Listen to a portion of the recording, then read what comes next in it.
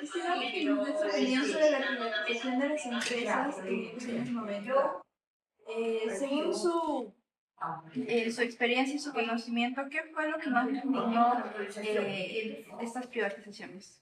A ver, en efecto, en la década del 90, a inicios, hubo un cambio muy profundo en el país con un nuevo gobierno que tuvimos, pero que este gobierno no es que haya inventado esto de la privatización, sino que obedecía a un acuerdo internacional de grandes entidades bancarias, el Fondo Monetario Internacional, el Banco Mundial, que tuvieron una reunión justamente en ese periodo de los años 90 en Washington.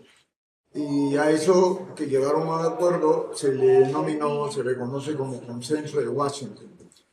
Y en ese sentido, entonces, este consenso lo que buscaba justamente era poder, digamos, en general, restablecer el equilibrio macroeconómico en América Latina, especialmente, y también en otros países, por supuesto. Y este consenso plantea 10 puntos importantes. Entre ellos está la reducción del Estado en cuanto a funciones, ¿no? Pero básicamente también hay el punto de la privatización, justamente de las empresas públicas, y con la perspectiva de que, y además con el concepto, debatible por cierto, es que el Estado tendría que solo encargarse de ciertas actividades fundamentales en la sociedad, como la seguridad, ¿no? Y el resto de servicios se pensaba en ese entonces quien es el mejor asignador era el mercado y por lo tanto todo debía prácticamente privatizarse.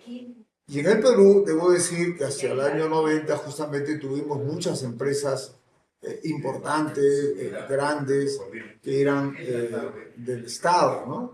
Incluso teníamos una aerolínea del Estado, en fin.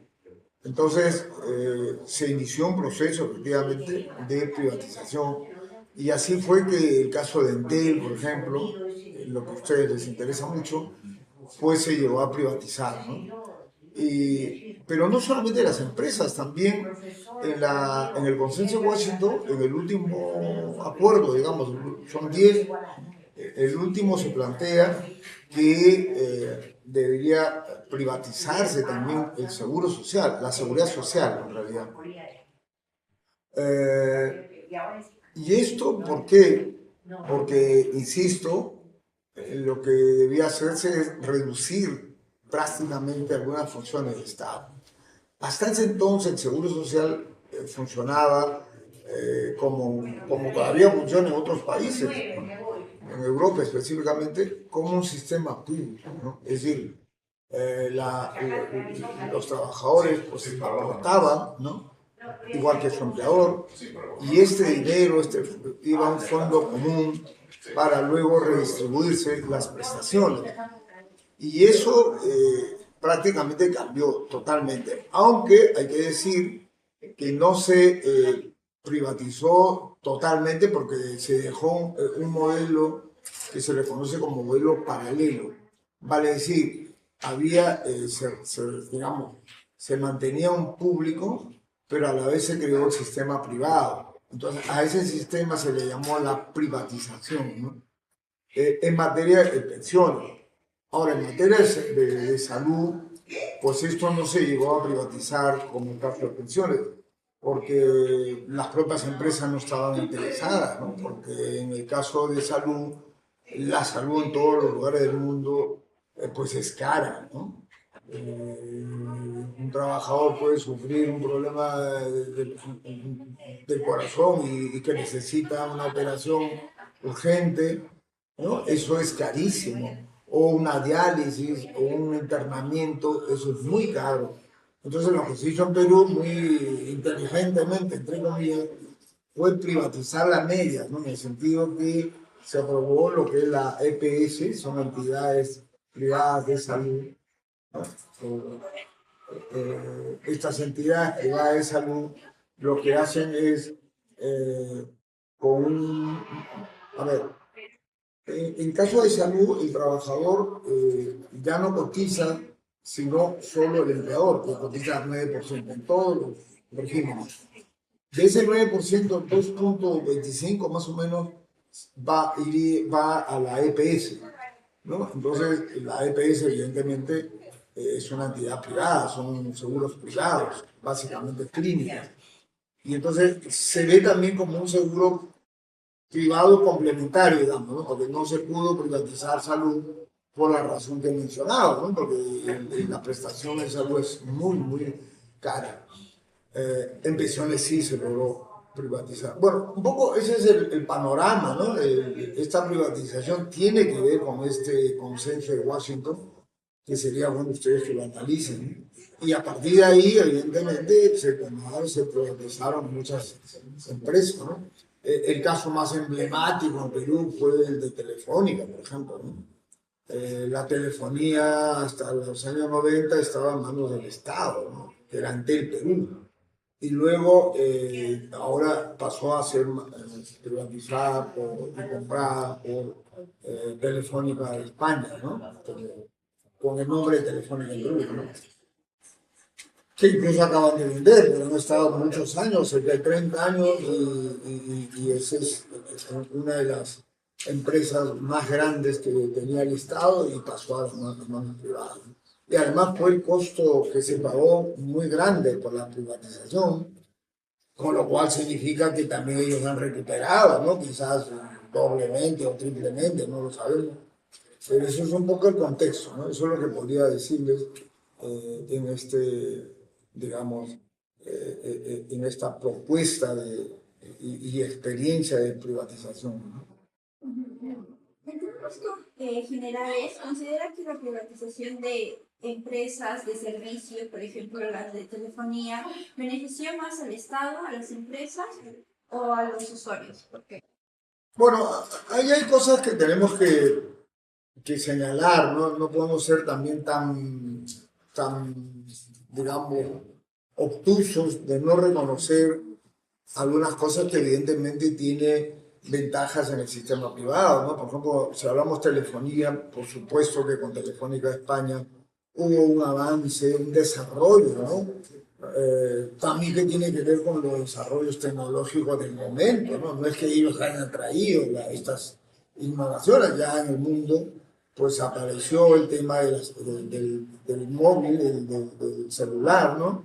Y evidentemente eso significó un avance extraordinario, por un lado, pero por otro lado también en nuestro país, por desgracia, la telefonía pública, digamos, no tuvo un gran desarrollo en nuestro país porque muchísima gente no tenía líneas telefónicas, ¿no? Y yo recuerdo mucho, ya tenía conocimiento, tenía uso de razón. Y recuerdo mucho que la gente en casa era muy, muy difícil tener una línea, era como sacar de una lotería, ¿no? La línea directa, me refiero, fija, ¿no? Bueno, cuando aparece Telefónica España, pues eso cambió, pero cambió también por las nuevas tecnologías, ¿no? Y hubo un desarrollo impresionante, tan impresionante que es parte de un fenómeno que se le llama la globalización, ¿no? Entramos a una comunicación en tiempo real, ¿no? Y eso hasta el día de hoy sigue todavía avanzando, ¿no? Como ustedes han nacido en ese desarrollo. La siguiente pregunta es, ¿qué medidas optadas por el gobierno cree usted que habría cambiado y por qué? Por ejemplo, ¿qué errores no hubiese cometido? Yo creo que es un gran error y eso tiene que ver con el tipo de política, ¿no? O sea, recordarán, ustedes son muy jóvenes, ¿no? Pero en el Perú el año 92 tuvimos un golpe de Estado. Y ese golpe de Estado cambió toda la correlación política, institucional, y eso realmente fue un defecto. Además, sobre eso hay muchísima información. Yo les recomiendo, hubiera traído, no lo tengo en casa, hubo en el Congreso de la República una comisión que fue presidida por un gran congresista que fue diputado antes incluso, Javier Díez-Canseco. Traten de buscar, debe estar en YouTube, Javier Díez-Canseco, que presidió esta comisión justamente de la privatización. ¿Por qué? Porque claro, cuando hay un gobierno de facto y luego hay un gobierno que lo que hizo fue copar algunas instituciones, pues simplemente toda privatización fue muy, digamos, cuestionable, ¿no? O cuestionada en ese entonces, porque no había la transparencia, no había, pues, participación de sectores importantes en el país, ¿no? Y bueno, eso ha traído como consecuencia un grado de corrupción que justamente está en el Congreso de la República. Existe una investigación pues, muy trabajada, ¿no? Y documentada sobre todo, ¿no? Y se publicó un libro incluso sobre esto, el informe, ¿no? El informe de Canseco se llama. Lo que quiero entender es cómo luego se tuvo que mejorar. Lo que pasa, ya los gobiernos posteriores, pues ya fue más complicado, porque toda la década 90 fue una época de privatización. Entonces ya no hay nada que privatizar. Es decir, ahora, bueno, tenemos el caso de Petroperú, que también están tratando ahora, pero es una cosa muy especial. Casi todo se ha privatizado en los 90, ¿no? Entonces, a partir del 2000, lo que se hizo fue estudiar, analizar de cómo fue esa privatización. Y evidentemente se encontraron muchos errores, ¿no? Sobre todo el tema de falta de transparencia, ¿no? Y es como decir que en la familia se vendieron la joya de la abuelita, ¿no? Entonces, ¿qué es lo que nos quedaba? En fin, eso es un poco mi impresión. Eh, ¿Cree usted que la privatización de empresas estatales en el Perú fortaleció el desarrollo nacional o incrementó la dependencia del país respecto al capital privado y extranjero? A ver, yo creo que ahí ya hay cosas avanzadas en cuanto al modo de ver la política, ¿no? Yo creo que efectivamente el desarrollo de un país creo que tiene que basarse en un desarrollo libre de la economía, es verdad, pero también un país, como toda familia, puede tener empresas, lo que se llama y lo que defiende mucha gente, digamos, empresas estratégicas, ¿no? Por ejemplo, Perú es una lástima que ni siquiera tiene una aerolínea, ¿no? Nosotros tenemos la aerolínea más importante de Perú que funciona, ¿cuál es? Es chilena, el LAM, ¿no? Independientemente que respetemos los privados, por supuesto que sí, pero el país, todo país que se presta de respeto, de consideración y sobre todo de desarrollo, pues mínimamente tiene que tener algunas que les sean útil para su desarrollo, ¿no? En ese sentido, en nuestro país no hemos tenido ese cuidado, se han privatizado todo, absolutamente todo, incluso el seguro social, lo poco que hemos tenido, que hoy está privatizado en materia de prestación de pensión, todo lo que es empresas, ¿no? ¿Usted cree que los recursos que se obtuvieron al vender las empresas se utilizaron estratégicamente o fueron derrochados, por ejemplo? Yo pienso que, me baso en el estudio de Canseco, yo creo que fue por la falta de transparencia, no fue una palanca de desarrollo, ¿no? Incluso no se sabe cuánto es. Lo que se sabe de Telefónica creo que son 4.000 millones de dólares. Ahora, nadie sabe qué se hizo con el dinero. Eso es algo impresionante. Yo les invito a leer ese informe, porque hay gente que investigó, trabajó el tema y tienen datos muy concretos, ¿no? Y en realidad, en conclusión, pues efectivamente no, nadie sabe, o sea, no hay un balance, ¿no? No hay algo que diga, bueno, este es el ingreso que tuvimos, estas son las salidas, los gastos, ¿no? Felizmente el Perú es tan grande, dice que Dios es peruano, ¿no? Porque luego vino el boom de la agroexportación, ¿no? El boom del gas y no sé qué, y bueno, y nos olvidamos de lo que ha pasado, ¿no? Ese es el gran problema. Y me alegra ustedes porque puedan rastrear la historia, ¿no? Hay que revisar para no cometer los errores, los mismos errores, ¿no? Eso me alegra mucho y discúlpenme bien la demora. Muchas gracias. Ojalá que les haya sido útil.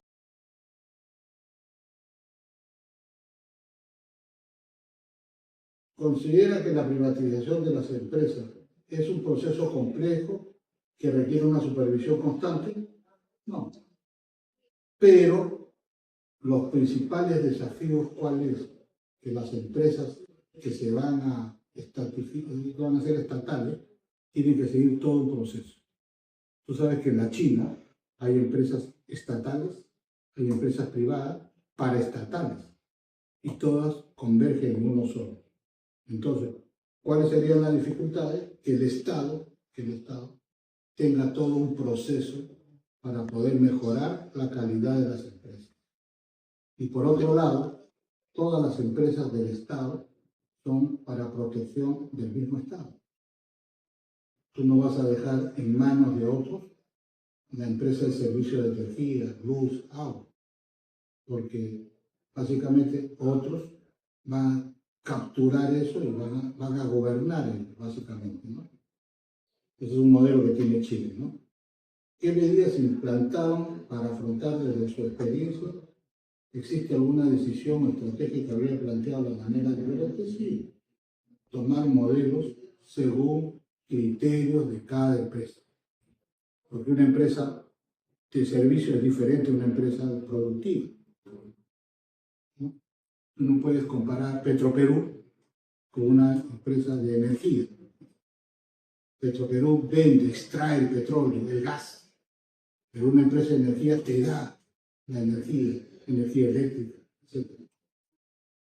Tomando en cuenta la situación del sector de telecomunicaciones antes de la privatización, ¿cuáles eran las principales diferencias de servicio? Posteriormente, ¿hasta qué punto considera la privatización permitió superar dicha dificultad? Bueno, básicamente nosotros en los años 70 hasta los años 80 aproximadamente, nuestro sistema de telecomunicaciones era uno de los mejores. Pero tenía un déficit. ¿Cuál era? La falta de tecnología.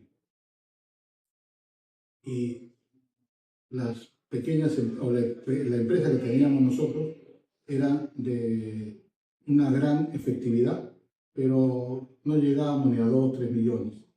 Ahora somos más de 20 millones, 30 millones. Se necesita una mejora gestión, gestionar mejor. Entonces, ¿hasta qué punto cree que la privatización permitió superar dichas dificultades? La privatización, porque sencillamente hizo de que ya no se crea un monopolio. Pero también hubo una equivocación, porque al vender de toda una empresa a un solo, ya creas un monopolio. Eso es lo que pasó con Telefónica. Telefónica, tú sabes que tiene más de 50 años, que se privatizó, se le vendió, y ellos no han superado, no nos han pagado tampoco los servicios que deben ser, ¿no? O sea, si tú pagas algo, dices, te doy esto, tú tienes que recibir a cambio algo, y no lo hemos recibido. Paralelamente a la privatización del Estado, se crean organismos reguladores como los sistemas, INEMI y otros, sí. Pero estos organismos de supervisión solamente son organismos que no son reguladores directamente. Quien regula es el Estado.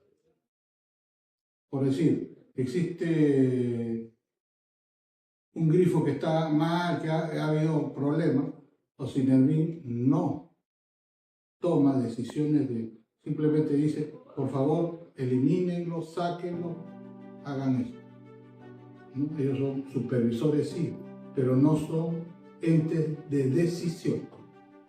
Ese es uno de los grandes problemas que tenemos. Desde su perspectiva académica, ¿cuál considera que es la principal lección del Estado peruano que debe aprender en el proceso de privatización de los años 90 en materia de regulación, soberanía, recursos? Todas las empresas del Estado son empresas que deben ser el patrimonio de nuestros recursos. No debemos dar recursos como energía, agua, petróleo u otros a empresas que sean de oposición o países que van a venir a quitarnos, ¿no? Entonces, la lección que se ha aprendido es que deberíamos estar en una protección directa con las empresas estatales. No se puede dejar a la nación, porque si no, pues nuestros recursos, ¿a dónde van a ir? ¿No? Mira, Petroperú es un ejemplo. ¿Qué están haciendo con Petroperú? ¿Qué están haciendo con Petroperú? Creo que con Perú hay una muy mala cuestión. Es como tirar dinero al pozo. Efectivamente. ¿Por qué no se protegió a Petroperú?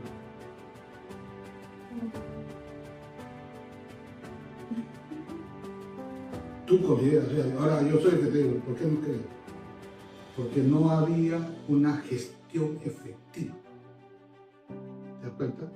En otros lados siempre hay una gestión efectiva para proteger tus recursos.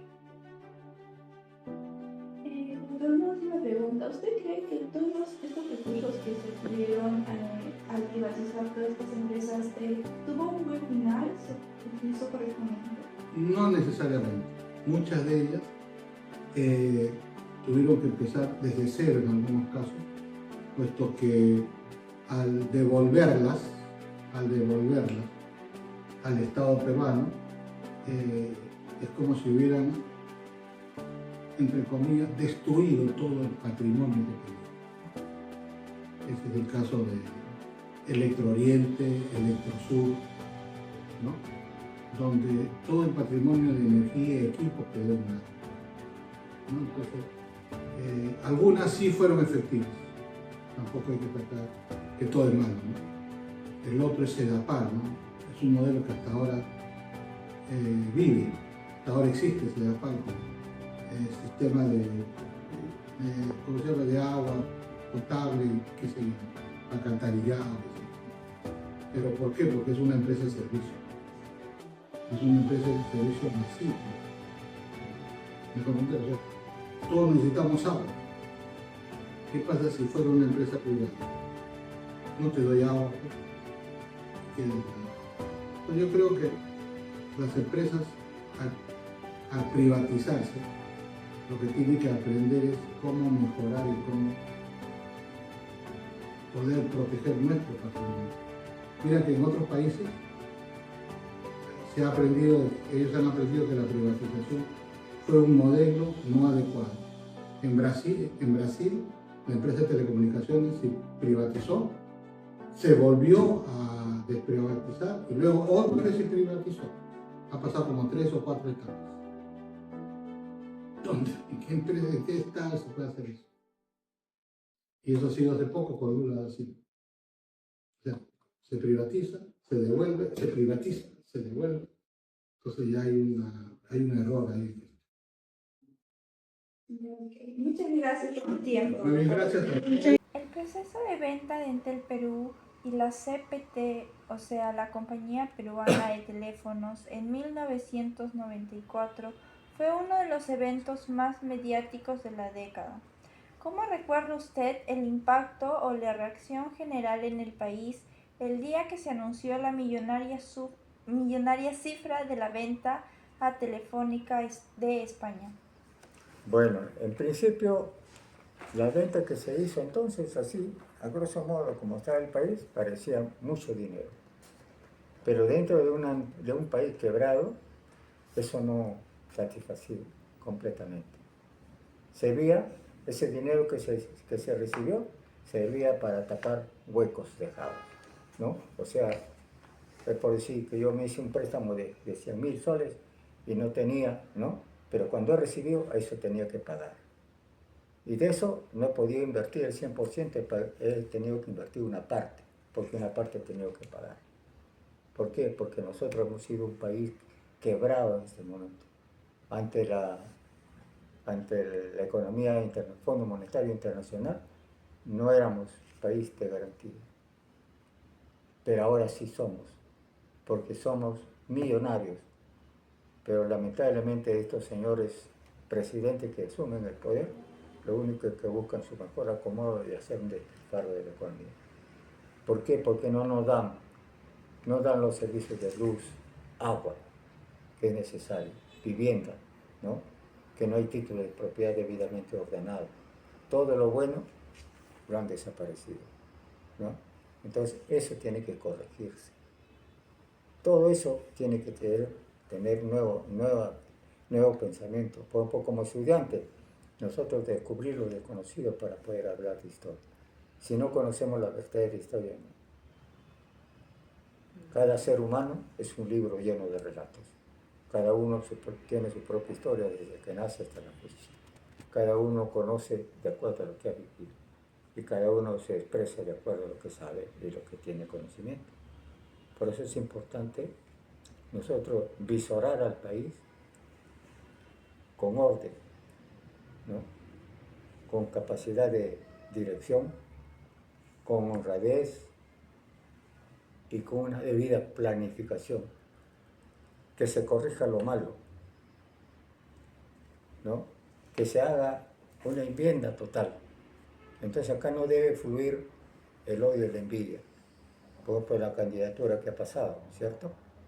El señor Sánchez, en vez de saber respetar, ¿no? Entonces la ha agredido, faltado, ha amenazado, etc. Con eso no se gana, genera odio, nos distrae a nosotros, la juventud nos engaña, ¿no? Y eso muchos profesores en la universidad se han dedicado a hacer eso. ¿Por qué? Porque su ideología no ha sido netamente de construcción, su ideología ha sido del terrorismo, ¿no? En la escuela primaria, etc. Netamente, porque yo he conocido un montón. En este local han desfilado muchos, ¿no? Que venían así con su tal cosa, etcétera, pero salían a la luz con su voz en martillo, hablaban de sendero luminoso, etcétera, Tupac Amaru, ¿no? Entonces, son cosas que se ven. Y le envenenaban el espíritu del joven. Entonces, por eso que a veces nosotros vivimos de odio. ¿Por qué? Porque nosotros no analizamos lo anterior, el presente, ni visoramos el futuro. Cada uno se desarrolla como bien, en gana. Por ejemplo, aquí un plan de desarrollo a nivel educativo sería diferente. Acá se necesita un desarrollo, por ejemplo, San Marcos, yo quisiera que San Marcos fuera una institución como lo fue antes, ¿no? Así, que esté de desarrollo, porque San Marcos necesita ahí, pero lamentablemente tenemos profesores que no tienen la capacidad necesaria, muy pocos, ¿no? Muy pocos. Entonces ahí tiene que haber que San Marcos, los estudiantes de San Marcos y de todas las universidades, desde ya debe tener una planificación. Somos 100, de los 100, ¿qué piensas hacer? Yo pienso hacer A, yo pienso hacer B, yo pienso hacer C. Correcto. Cada uno, señores, vamos a organizar una empresa. Nos unimos, sacamos una empresa, ¿no? Así sucesivamente. De eso, ¿a qué tipo de empresa? Una empresa A, una empresa B, una empresa C. No solamente a nivel central, se van por la costa, sierra y selva y comienzan a desarrollar. Eso se llama país. Pero si nosotros vivimos como nos da la gana, hoy día la tecnología ha cambiado y esa tecnología, por ejemplo, los que hoy día son la nueva generación, deben aprovechar el 100%, porque ese es un tesoro para el mañana de ustedes. Porque mañana ya no vamos a leer ni escribir, ni hacer preguntas tampoco. Mañana simplemente con el pensamiento ya están transmitiendo eso. A eso vamos a llegar, ¿no? Porque el cerebro es inmenso, es grande, ¿no? Si nosotros empezáramos a filosofar como debe ser, seríamos diferentes. Así es.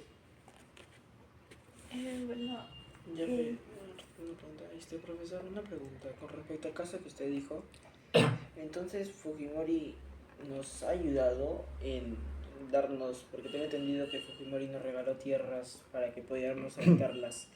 En ese sentido, ¿sería correcto decir que Fujimori nos ayudó a dar un paso a que nosotros construyéramos pequeñas empresas, ya que si nos da un lugar acá en la costa donde tranquilamente, al tener ya una propiedad, una vivienda, podríamos ya no preocuparnos por la venta del terreno, por los presupuestos de esos, sino que solamente en la construcción y en la formación de una empresa.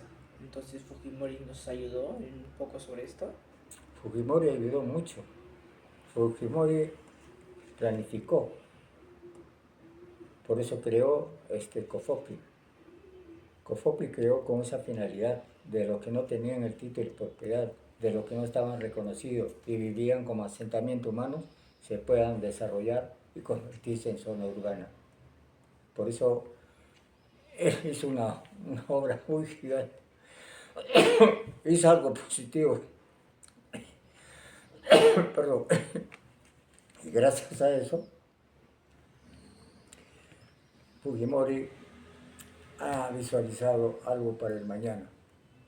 Ha visualizado como algo de ejemplo para la nueva generación. Ha dejado, digamos, un camino abierto para que continuara. Si nuestro presidente, que lo han sucedido a él, hubieran trabajado con esa visión, hoy sería diferente nuestro país. Pero no. Lamentablemente, por nuestra propia ideología o falta de preparación, como parece el mandatario, nos ha conducido, digamos, en vez de avanzar, a retroceder. Por eso que hemos retrocedido, ¿no? Y con este gobierno último que ha ingresado, lamentablemente nos hemos ido así. ¿Por qué? Porque relativamente hoy día deberíamos estar como desarrollando, poco en el Fondo Monetario, estábamos nosotros así, a nivel, ¿no? Pero hoy día hemos bajado así, estamos en el 60%. Y eso tenemos que recuperarlo. ¿Y cómo recuperamos si nosotros estamos sentados sobre una mina de oro, pero no sabemos explotar, ¿no? Tenemos inteligencia y sabiduría, pero no sabemos utilizarlo. ¿Por qué? Porque los gobiernos que han estado no han hecho eso, han visto su propia conveniencia. Ejemplo es que cada uno de ellos ha pagado su culpa de acuerdo a lo que han hecho, ¿no? Y hoy día están presos. No porque alguien le haya dicho, no hagas esto, no, porque lo han hecho, ¿no? Alcaldes, etcétera, etcétera, y todo lo que ingresan, ¿no? Han hecho, pero por eso tiene que haber. Entonces, para esto tiene que haber una reforma del Estado. En primer lugar, una reforma del Poder Judicial, porque ahí está la enfermedad. A los criminales, los jueces y fiscales los liberan. A los inocentes, porque no tienen un buen defensor, no tienen dinero, ahí lo tienen podrido en la cárcel, ¿no? Eso es lo que tenemos que hacer nosotros como jóvenes, tenemos que vislumbrar algo positivo para el mañana, si queremos tener un Perú grande. Por eso yo deseo que esta señora Keiko Fujimori, como ya lo he mencionado, haga mejor que el padre, que reconstruya mejor que el padre. Y lamentablemente le ha venido un momento tan difícil, está recibiendo un cargo muy difícil, lleno de problemas, ¿no? Contra la economía, inestabilidad en todo hecho, y tiene que ir a trabajar. Tiene que trabajar para cambiar todo el estamento. Tiene que poner orden, ¿no? Eliminar la delincuencia, que es importante, y luego comenzar a reactivar la economía. Para eso tiene que visualizar con personas que verdaderamente que tengan visión y misión para poder llevar adelante el país. Y desterrar el odio totalmente, ¿no? Porque yo, por ejemplo, yo me peleo con la señorita y ella me odia y yo lo odio, pues de nada sirve, porque nuestro karma, o sea, nuestro desarrollo, se destroza. Se baja. Entonces, acá tenemos que nosotros ser así, respetuosos, perdonar a la persona aunque nos haya ofendido, pero ser así, dejar de lado el odio. Que me siga odiando no importa, pero yo voy a trabajar de forma integral. Ese es el desarrollo de un país. Si no, cada uno nos vamos por nuestro lado. Así es. Ok, doctor, muchas gracias. Eso sería todo. ¿Considera usted que el Estado peruano estaba realmente en capacidad de modernizar Entel sin recurrir a la privatización? ¿Qué alternativas cree que pudieron existir en ese contexto? A ver, sucede que en esa época, ¿no? Si vamos un poco a tratar de responder la pregunta como está escrita, ¿no? Cuando se señala que si el Estado peruano estaba realmente en capacidad de modernizar Entel, yo que he vivido esa época, debo decir que en realidad la forma como el gobierno del presidente Fujimori privatizó muchas empresas del sector público no necesariamente obedeció a una política económica que tenía que ver con la modernización de las empresas públicas. Tuvo una serie de factores y el que yo recuerdo es que cuando termina el gobierno de García, de Alan García, las reservas del Estado peruano estaban prácticamente en cero. Y el nuevo gobierno de Fujimori necesitaba gobernar al país y no tenía dinero, ¿no? Porque si recordamos, en la época de García, él no pagó deuda externa. Quería pagar creo que menos del 10%, no sé cuál fue la figura, pero él bruscamente dijo, no pago deuda externa. Y eso generó que a nosotros nos vean pues como un paria, ¿no? A nivel mundial económicamente. Ya nadie quería invertir en el Perú porque el movimiento económico en el mundo se mueve con mucho dinero que se presta a los países que necesitan dinero. Entonces, como García hizo lo que hizo, entra el gobierno de Fujimori y no tenía dinero para gobernar. Y no encontró mejor fórmula que, sobre pretexto de, entre comillas, modernizar el aparato público, dijo, voy a vender empresa pública. ¿Y cuál fue su argumento? Que esa es una burocracia innecesaria, que el Estado peruano invierte mucho dinero y ¿para qué? Para mantener, ¿no? Algo así se vendió, de lo que yo recuerdo. Y en el caso específico de Entel, que dicho sea de paso fue una empresa donde yo trabajé, ¿no?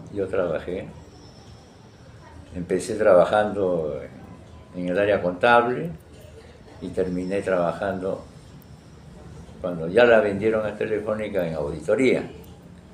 Entonces, esta empresa no necesitaba ser privatizada por una simple razón. Entel Perú, ¿no? Su presupuesto lo generaba la misma empresa. El Estado peruano no invertía ni un sol en Entel Perú. Entel Perú generaba sus ingresos y con eso hacía su presupuesto. No como otras instituciones del Estado, en el caso actual de Petroperú, por ejemplo, ¿no? Que está totalmente quebrado y el Estado, para mantener ese aparato, tiene que estar inyectando dinero y manteniendo todo lo que sabemos. Pero en el caso específico de Entel, en aquella época, hasta donde yo sé, lo que quería el gobierno de Fujimori era dinero y no encontró mejor forma que vender a empresas públicas. ¿Hasta qué punto el monopolio temporal otorgado a Telefónica del Perú fue necesario para garantizar inversiones? ¿Y cree que el Estado debió imponer mayores límites o condiciones durante este periodo? Una pregunta un poquito complicada en la medida que el origen de la privatización, ¿no? Definitivamente generó un monopolio, ¿no? Inclusive actualmente, por ejemplo, hasta donde yo conozco de lo que es la infraestructura, digamos, de Telefónica o de las telecomunicaciones desarrolladas acá en el Perú, a partir de la privatización, toda la infraestructura mayoritaria, si se quiere, de la parte tecnológica es de Telefónica, de Movistar, ahora creo que es de una empresa argentina, ¿no? Y todos los demás operadores como Claro, Entel, ¿no? Ellos se han colgado, ¿no? O sea, sigue siendo de alguna manera un monopolio, ¿no? No sé si la forma de desarrollar telecomunicaciones hubiera sido más apropiada si no hubieran vendido. Pero definitivamente no fue una política de Estado intentar desarrollar la economía sobre la base de lo que es el sector de telecomunicaciones con una privatización, digamos, planificada, ¿no? Que hubiera permitido al Perú tener de repente un Estado diferente a la fecha, con mayor tecnología para los pueblos más lejanos. Hasta donde yo sé, hay pueblos que no les llegue el internet, etcétera, ¿no? Desde una perspectiva histórica y económica general, ¿cree que la privatización de empresas estatales en el Perú fortaleció el desarrollo nacional o incrementó la dependencia del país respecto al capital privado y extranjero?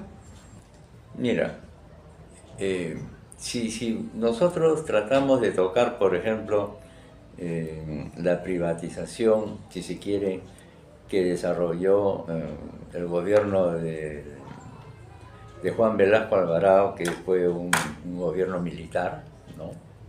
Él intentó, si se quiere, desarrollar la privatización de todo el sector agrario, ¿no? ¿Cuál fue el mensaje? El mensaje era que quería entregarle en este caso, a los más pobres, que eran los campesinos, ¿no? Entregarles la tierra que ellos cultivaban y que no un grupo, ¿no?, de terratenientes, como los llamaban, fuesen los únicos beneficiados. Pero esa fue la premisa, si se quiere, teórica, ¿no?, de lo que significa de repente manejar un Estado de esa forma en la parte del sector agricultura. Pero ¿qué demostró esa privatización hasta donde yo sé? Al quitarle, por ejemplo, a los empresarios todo el mecanismo de producción, ¿no?, y el mantenimiento de toda la infraestructura para desarrollar la agricultura, lo único que sucedió fue que al campesino le entregaron, ¿no?, sus pequeños terrenos, y al final no tenían cómo mantener la producción de esas propiedades que eran cedidas a ellos, ¿no? Y al final una empresa privada que generaba pues, rentabilidad, que les daba beneficios a los trabajadores, ¿no?, se rompió porque simple y llanamente cada persona que comenzó a actuar en forma individual no pudo lograr lo que lograba el grupo, en este caso el grupo empresarial, ¿no? No tenían cómo cubrir las semillas, las buenas semillas, un buen fertilizante, no tenían maquinaria. Entonces, esa buena intención de repente, ¿no?, desde algún tipo de vista social, no lo sé, sin ánimo de hablar de política de ningún tipo, pero el mecanismo entiendo, no fue el más adecuado, ¿no? Entonces, no necesariamente una privatización en esos términos puede lograr los objetivos. O sea, todo debe depender de lo que uno quiere lograr, siempre y cuando no estén incursos en la decisión algún tipo de interés, ¿no? En este caso, el general Juan Velasco Alvarado, que fue el presidente de ese gobierno de facto, él tenía pues como política en su mente aspectos diferentes, ¿no?, de lo que significa manejar una democracia de repente, ¿no?, un sistema democrático. Entonces, a veces tomar decisiones a nivel de país ya con algo mentalizado, que no sea la justicia social, entre comillas, digamos, conceptualmente bien definida, de repente la decisión no es la más adecuada, ¿no?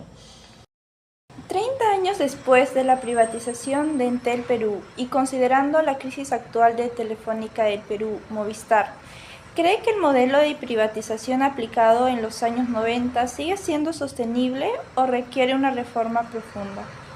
Miren, yo les voy a comentar algo que de repente no sé si puede responder la pregunta, ¿ya? Pero yo me acuerdo cuando trabajábamos en Entel Perú, ¿no?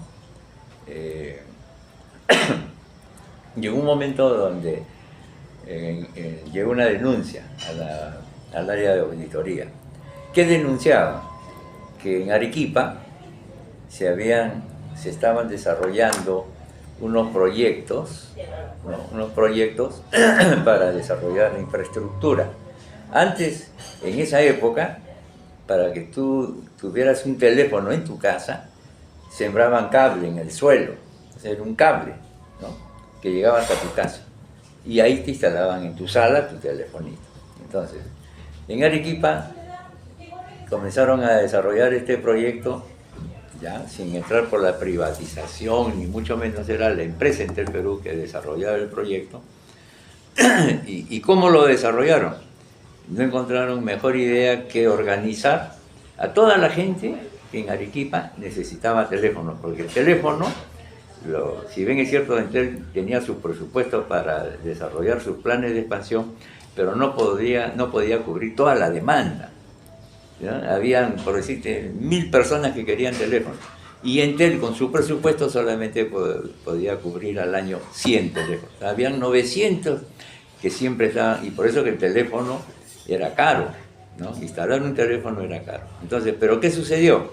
Sin privatizar nada, Entel Perú, una empresa estatal, pero era una empresa del Estado, dependía del Ministerio de Transportes y Comunicaciones, encontró ese proyecto.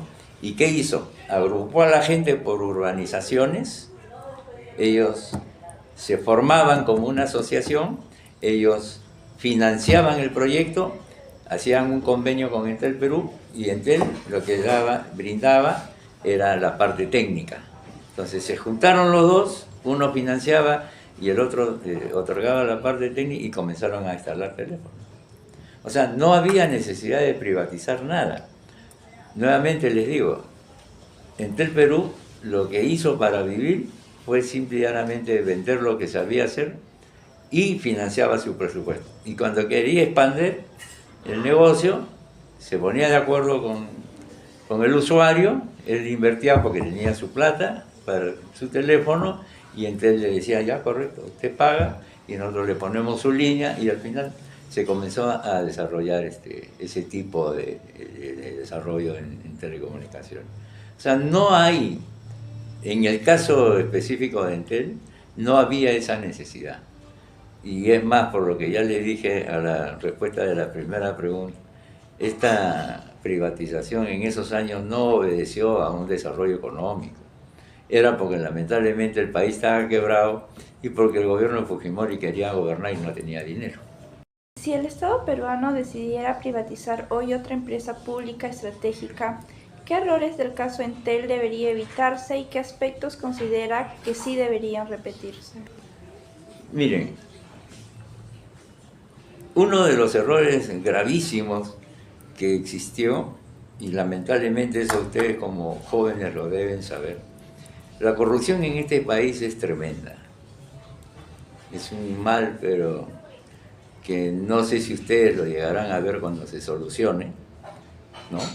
Pero aquí en nuestro país lamentablemente la corrupción es galopante, ¿no? Y eso le hace mucho daño a la economía, a ustedes, los jóvenes que van a intentar vivir en nuestro país, ¿no? Mientras que aquí las cosas no cambien desde el punto de vista, digamos, de penalizar al corrupto, ¿no? Porque para mí el corrupto debe estar en cárcel toda la vida. Si hoy día hace un acto de corrupción, lógicamente que va a involucrar dinero, debe estar en cárcel indefinidamente. Y el homicida debería estar en cárcel, inclusive con pena de muerte. Entonces, ¿por qué yo les digo esto? Les hablo de la corrupción. Porque en la época que Fujimori privatizó muchas empresas del Estado, una de ellas, por ejemplo, fue, si no me equivoco, una que tenía que ver con el gas, creo que era, Solgas creo que se llamaba, no me acuerdo bien ahorita, pero en buena cuenta, ¿qué les quiero comentar? Esta empresa tenía su planta de producción y tenía un edificio en la avenida Javier Prado, en la esquina de Aviación con Javier Prado tenía un edificio, y así tenía sus propiedades. Cuando vendieron, determinaron un monto para vender, cuánto costaba pues lo que ibas a vender, ¿no? Y en el caso de esta empresa, solamente el edificio, por decirlo así, costaba 5 millones de soles, solamente el edificio, sin contar toda la planta y todo lo demás. Sin embargo, el precio de venta, por decirlo así, fue de 1 millón de soles. O sea, si me preguntan ustedes, ¿qué no se debería repetir si es que yo quisiera vender una empresa pública ahora? Justamente es eso, evitar pues, el aprovechamiento de algunas personas. ¿Por qué? Porque ese hecho de vender algo a un precio subvaluado no va a ser pues porque a la persona que yo le quiero vender el producto, o en este caso la propiedad, es porque me agrada y se lo vendo baratito, no. Es porque de por medio hay algún beneficio económico. Y eso fue lo que sucedió. No solamente fue en el caso de Solgas, me parece que era el nombre. Muchas empresas fueron limpiadas de sus pasivos, por ejemplo. O sea, te vendían la carne de la empresa, ¿no? Te limpiaban cosas que eran pues, un lastre para pasivos grandes y cosas así. Entonces, eso, si yo pretendo en este momento vender una institución del Estado, tendríamos que evitar incurrir en los mismos errores de ese tipo. Muchas gracias. ¿Ya? Eso sería ¿Sí? todo. ¿Está bien? Sí. Les paso mi factura entonces.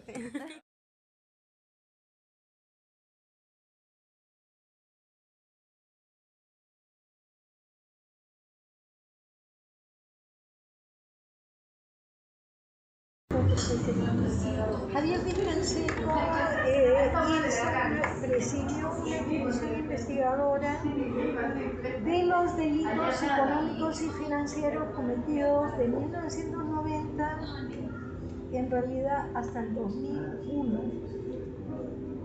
Según él, los delitos económicos no culminaron con la caída de Fujimori, sino que continuaron, y cuando ustedes vean el informe de investigación se darán cuenta que muchas de las cosas que hoy siguen como una sombra, digamos, sobre muchos de los sectores productivos, financieros, etc., continúan siendo parte de las cosas que se hicieron durante ese gobierno, ¿no?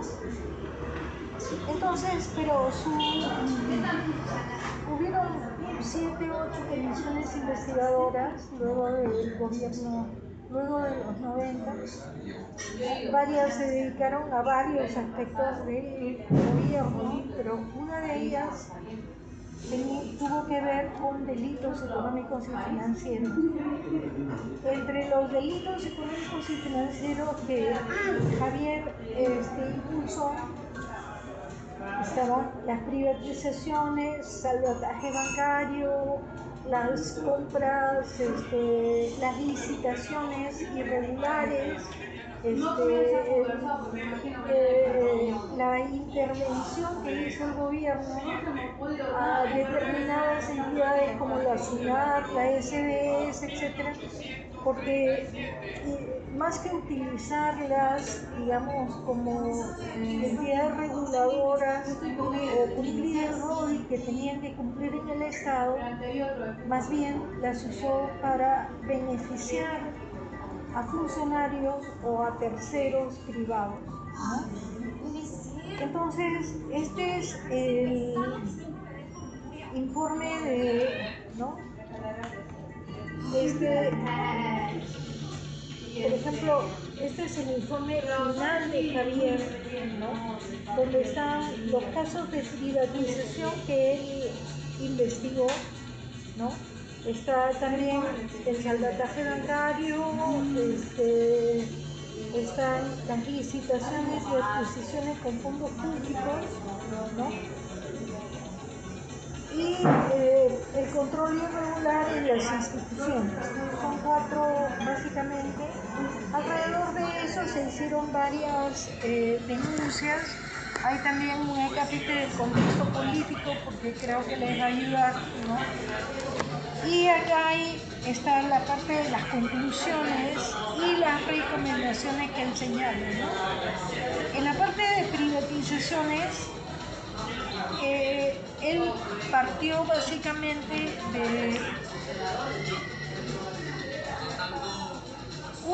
decreto, bueno, Fujimori entró en el 90, 91 y había como una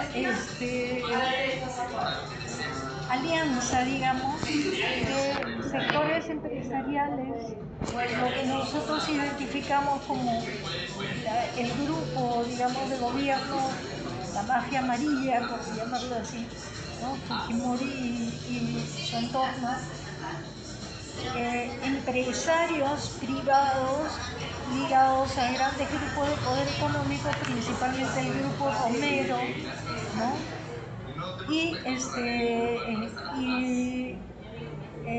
grupo Gloria, el grupo Romero, grupos que habían financiado las campañas, que se habían aliado con Fujimori en distintos momentos desde el 90, y los militares, que son los que, digamos, controlaban un poco todo lo que era el servicio de inteligencia, etc. Esta trenza, por llamarlo así, es la que promueve el golpe de Estado del año 92.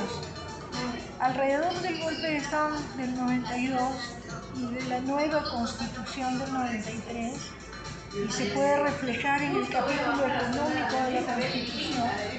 Todo lo que yo les estoy diciendo son opiniones personales mías. Si ustedes gustan, las pueden grabar, no tengo problema. Sí, acá estoy justo grabando. Ay, yo me había asustado porque dije, no lo grabé. Sí, no tengo problema, es mi opinión personal. Digamos, hubo una especie de sentido de opinión pública que se trató de instalar, ¿no? O que se instaló antes, alrededor del golpe de Estado y después del golpe de Estado, y que se va a reflejar también en la Constitución del 93. Y es en el sentido de que toda la crisis económica que se había heredado de años anteriores, principalmente del último gobierno de Alan García del 85 al 90, había sido ocasionado, digamos, por un crecimiento en el Estado que había abarcado áreas que no tenían que ver propiamente con responsabilidades del Estado, sino que debían cederse a la inversión privada, sea nacional o extranjera, y principalmente inversión extranjera. Entonces, de hecho, ustedes saben que desde el gobierno de Velasco, eso deben haberlo estudiado también, digamos, hubo un impulso de nacionalizar recursos públicos, de impulsar la industria nacional, de promover la participación del Estado en algunos sectores estratégicos, como el sector energético, de comunicaciones, el sector de hidrocarburos, etc. Y por eso se nacionalizaron muchas empresas, el sector minero, ¿no? Se impulsaron también muchas empresas, no solo con Velasco, sino también incluso con Belaunde, con el primer gobierno de Alan, que impulsaban la participación del Estado en sectores productivos o sectores económicos para garantizar una competencia. Por ejemplo, en el sector de los puertos públicos se forman, durante Velasco, sino durante el gobierno de Belaunde,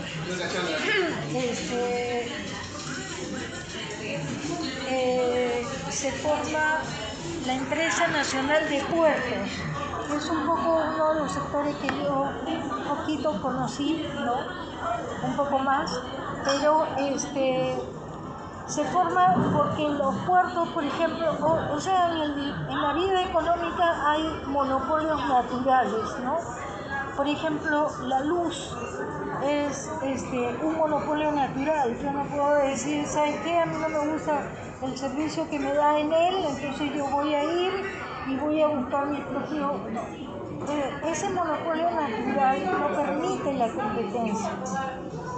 El Estado es el que permite la competencia al participar en la provisión de esos servicios. Pero a raíz de, digamos, la llegada de Fujimori y el entorno con el cual llegó, se empieza a señalar, bueno, durante esto que es una premisa es una premisa de sentido común, ¿no? Si hay un monopolio natural, tú necesitas garantizar la competencia para que no haya un abuso sobre el consumidor, o sobre el país, o sobre el sector productivo, ¿no es cierto? Entonces, se forman las empresas públicas o se participa en empresas mixtas donde el Estado participa, etc. Lo que pasa es que después muchos de esos sectores o empresas son, digamos, infectadas por la corrupción y la burocracia. Y entonces se genera también una situación de crisis económica, de mal gobierno de esas empresas, de mal uso de recursos públicos. Todo eso fue tomado como pretexto en los 90 y en un marco internacional también, en lo que se llamó en ese momento el Consenso de Washington, ¿no? Había como una intención de culpar de esa corrupción al modelo de participación del Estado y privatizar, o sea, pasar a manos privadas todo aquello en lo cual había estado participando el Estado. Había que reducir el Estado, había que restringirlo a las funciones de servicios que se supone debe garantizar, ¿no es cierto? Había que sacarlo de la mayor parte de sectores productivos y había que transferirlo a operadores privados. Se dijo en ese momento que los objetivos de ese proceso eran garantizar mejores servicios, garantizar servicios más eficientes, más baratos, prevenir la corrupción de las empresas públicas, garantizar mejor uso de los recursos y obtener de ese proceso, al transferir al sector privado, obtener recursos al vender o concesionar las empresas para poder usarlos en sectores, digamos, sociales, ¿no? Educación, salud, garantizar un mejor servicio al consumidor, etc. Todo eso fue parte de un marco legal que se dictó en los primeros años del fujimorismo, que empieza con una norma que es el Decreto Legislativo 674, que es la norma matriz en la cual, después del golpe de Estado del 92, en el año 93, si no me equivoco, ya ustedes lo van a revisar aquí, establece los lineamientos para transferir ese patrimonio, ir transfiriendo ese patrimonio público a las empresas, a los agentes privados, principalmente extranjeros, pero si no, nacionales. Y entonces empieza a dar una serie de normas alrededor de eso, una serie de beneficios. Se forma la Comisión para la Privatización, la COPRI, se forma en cada sector las CEPRIs, que eran los comités especiales de privatización de cada sector, la CEPRI Minero, la CEPRI Petroperú, etcétera, etcétera, ¿no?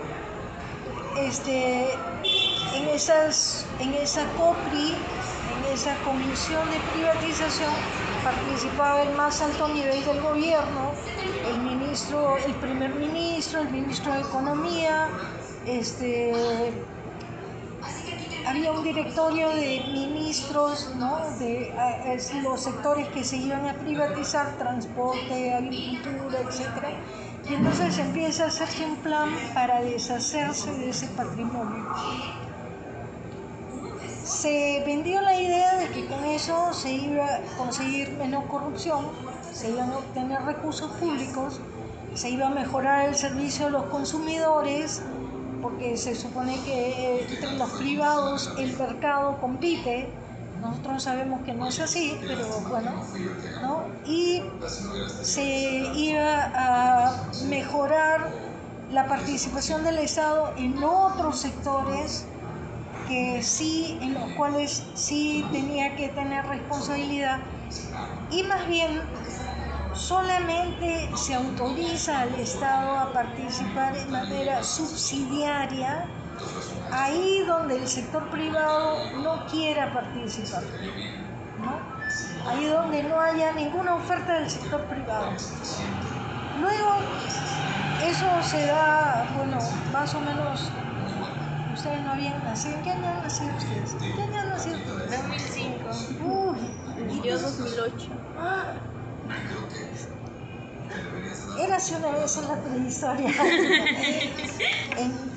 Una vez que entró Fujimori y encontró una gran,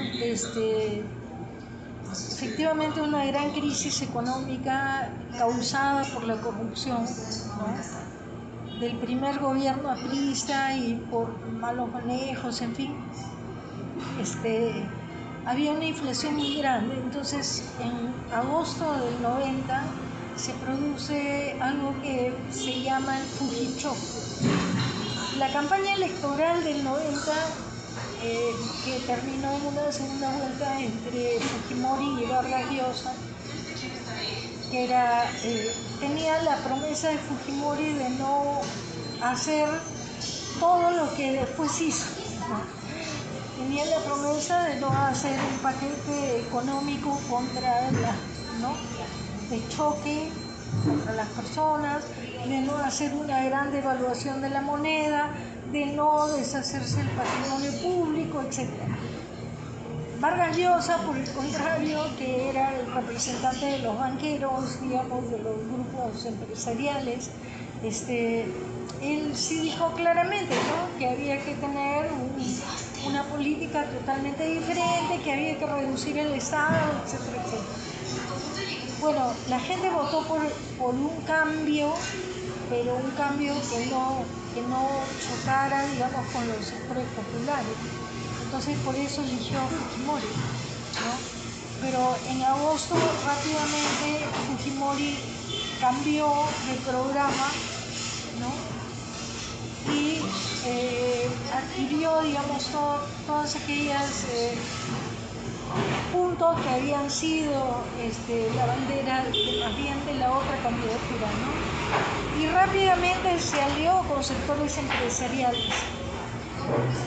Después, en los testimonios que nosotros hemos recogido con Javier, les voy a pasar un enlace donde están todas las grabaciones transcritas de los testimonios. Por ejemplo, hubo una de un funcionario en un caso que fue el caso Fonavi. El funcionario había sido un funcionario del grupo Romero. Y por ejemplo, él dijo claramente, ¿no? Que desde el año 90 él había sido funcionario del Ministerio de Economía y Finanzas porque el grupo Romero lo había puesto ahí, ¿no?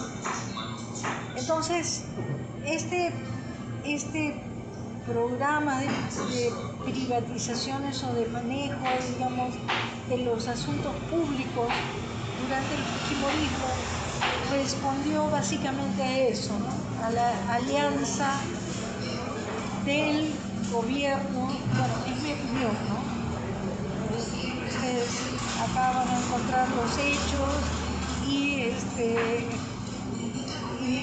las pruebas felizmente están publicadas, ¿no?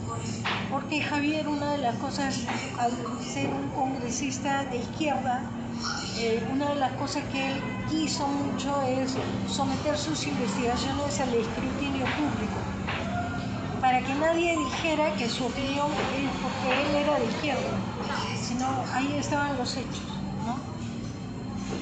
en los cuales se establece cómo es que funcionarios públicos participaron en estos procesos de privatización para beneficio propio o beneficio de terceros, ¿no? Eso a partir de, digamos, los delitos que se cometieron, pero también en términos ya del modelo, lo cierto es que no significó grandes mejoras para el consumidor, ¿no? Por ejemplo, la privatización del sector eléctrico, la transferencia de las empresas eléctricas al sector privado implicó el control por parte de algunos grupos monopólicos, pero no significó, digamos, lo que se llama el crecimiento de la frontera eléctrica. Hay muchos sectores en el país que 30 años después, o casi 40 años después, 36 años después, siguen estando sin tener acceso a energía eléctrica, ¿no? La energía eléctrica no es barata. En el modelo que se usa se privilegia, digamos, la energía no para el consumidor domiciliario, sino para los grandes conglomerados industriales, ¿no? Más bien se recarga el consumo al pequeño propietario. Lo mismo sucede con el agua, ¿no? O sea, la privatización de las empresas, de algunas empresas de agua, no todas, pero algunas, que fueron pasadas al sector privado, o digamos, el modelo de participación del sector privado en los proyectos de agua y desagüe, ¿no? Más bien promovieron la corrupción en esos proyectos, y muchos de los cuales hasta el momento no han sido terminados, ¿no? Igual ocurre con las licitaciones públicas de carreteras, etcétera, ¿no? Entonces, no encontramos que haya habido un gran desarrollo, pero una de las cosas más resaltantes que encontramos en la comisión es que cuando cayó Fujimori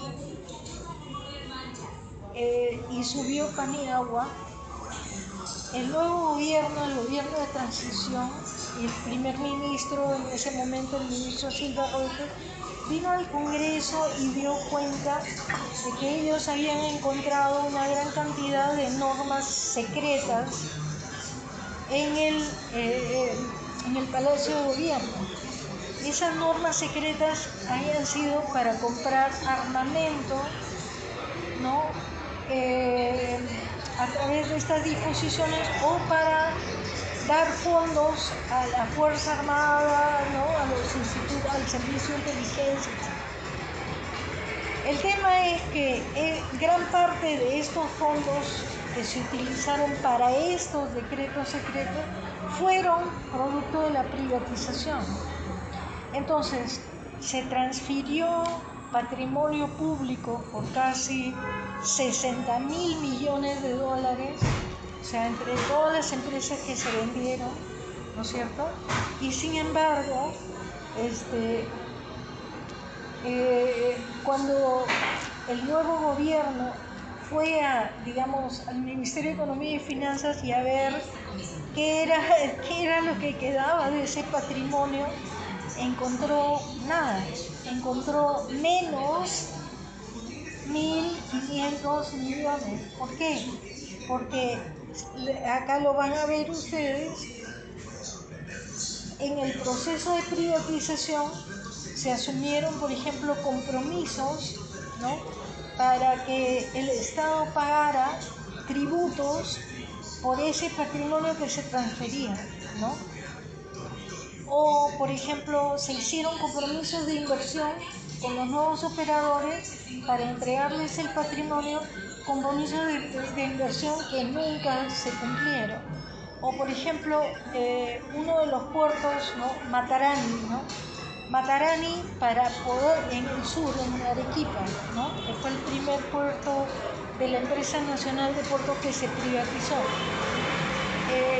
Se hizo una inversión en 1998 para dotar de almacenes, de vías de acceso, etcétera, una inversión de casi 15.000 millones de dólares, ¿no? Y sin embargo la empresa se concesionó, que es una manera de privatizar, ¿no? A 30 años, con un compromiso de inversión de 9.000 millones, o sea, menos de lo que se había invertido para privatizarlo, ¿no? Ahora el gobierno de Dina Boluarte acaba de extender la concesión por 30 años más, ¿no? El de Matarani, creo que el de Telefónica también, a pesar de que Telefónica ha sido transferido a una empresa, a una tercera empresa, ¿no? Entonces se hicieron los contratos de una manera en la cual prácticamente se regaló el patrimonio público, se hicieron contratos para beneficiar a operadores que muchas veces no cumplían siquiera con los requisitos. En el caso de Matarani, por ejemplo, uno de los requisitos era que la empresa tuviera una experiencia internacional, ¿no? Pero el Grupo Romero, que era el único postor que quería ese puerto, no tenía esa experiencia. Entonces, en el papel se envió con una empresa, ¿no?, de carácter internacional y formó un consorcio. Una vez que tuvo la concesión del puerto de Matarani, simplemente disolvió el consorcio. Y cuando se le entrevistó como parte de las irregularidades, ¿no?, porque a la hora de entregar la concesión, o sea, hay todo un procedimiento, ¿no? Se abre la licitación, se abre el concurso, se presentan los postores, se entrega la concesión, se hace un acta y luego se firma el contrato. Como de un mes, digamos, en que las partes ponen todo en limpio, presentan los documentos, todo, las cartas de fianza, etc. Cuando se hace el contrato del puerto de Matarani, se pone una adenda y dice que por un error material se había consignado ese operador privado, ¿no?, y que en realidad se había querido poner que era Santa Sofía Puerto, que era el consorcio que había formado el Grupo Romero. O sea, así nomás lo sacaron del contrato, aquello que había sido la condición para entregar la concesión, ¿no? Entonces, cosas como esas se hicieron en casi todos los contratos. Se pusieron cláusulas bastante, digamos, perjudiciales para el Estado peruano, beneficiosas para los operadores. Se mencionaba que las empresas públicas, hasta ahora se dice, son corruptas, ineficientes, ¿no? Pero casi buena parte, digamos casi el 60%, fue transferido a empresas públicas extranjeras, colombianas. Telefónica era una empresa con participación mayoritaria del Estado español, ¿no?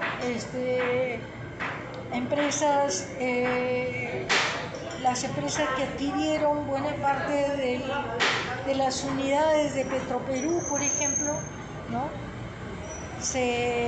eran empresas estatales, ¿no?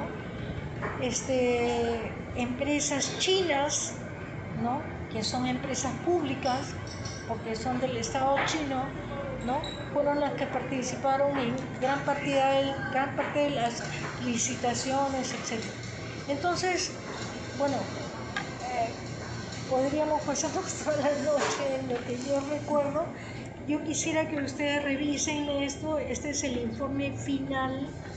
Tiene el resumen de todo lo que vio la comisión, pero el primer capítulo tiene como una sumilla de los casos que tienen que ver específicamente con privatizaciones, ¿no? Y este es un resumen de lo que, porque me acordé que tú me mencionaste, creo, el tema de Telefónica, ¿no? El Congreso, después del 2005,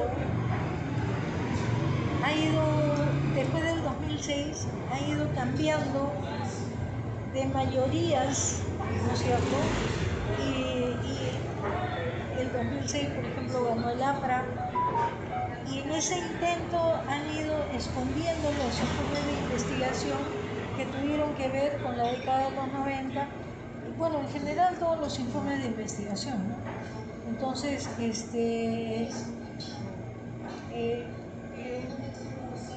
lo que hemos hecho algunos es rescatar esto y tratar de ponerlos en plataformas independientes que pudieran ser de conocimiento público y de acceso público, ¿no? Entonces, si ustedes entran ahorita a la página del Congreso, no van a poder encontrar, a pesar de que están escondidos en un enlace, de otro enlace, de otro enlace. Son documentos de acceso público, ¿no? Yo no estoy entregándoles nada que no sea de acceso público y que no se haya discutido públicamente y que no ha sido publicado. Lo que pasa es que algunos enlaces, incluso está roto el enlace y entonces ya no se puede entrar al documento. Pero hay muchos que han hecho el esfuerzo de rescatar esa información y de ponerlos en repositorios públicos o de acceso para que puedan ser consultados por la gente, ¿no? Y ahora más que nunca que necesitamos recuperar la memoria. Ahora que muchos de tu generación han votado porque no conocieron nunca lo que fue los 90. Ahora van a saber lo que fue. Por ejemplo, ustedes no saben lo que pasó cuando se intervino la universidad y los militares entraron a San Marcos. ¿Han escuchado, no? Sí. Estaba prohibido reunirse, estaban prohibidas las asambleas, con el cuento de que todos los sanmarquinos éramos terrucos. Entonces, Sí, creo que también pusieron autoridades, o sea, el Estado mismo puso autoridades dentro de la son zona. autoridades en todas las escuelas, no había libertad de cátedra, ¿no? No había libertad de cátedra en el sentido de que un docente no puede ser reprimido, digamos, por los conocimientos que transmite, ¿no? Ustedes tienen en la Facultad de Economía, que está también en el mismo edificio, a un profesor que